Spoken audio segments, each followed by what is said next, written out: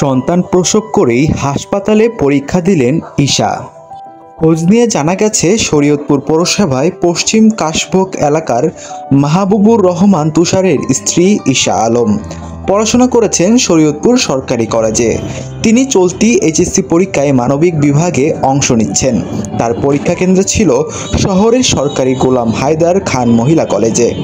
গত বৃহস্পতিবার বাংলা প্রথম পত্র পরীক্ষায় অংশ নেওয়ার পর শুক্রবার রাত 11টার দিকে প্রসব বেদনা ওঠে।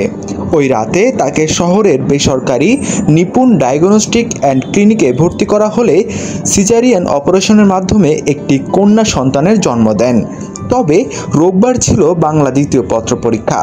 সন্তান জন্মের মাত্র একদিন পর এমন অবস্থায় কিভাবে পরীক্ষায় অংশ নেবেন, এই নিয়ে চিন্তায় পড়ে যান ঈশা ও তার পরিবার।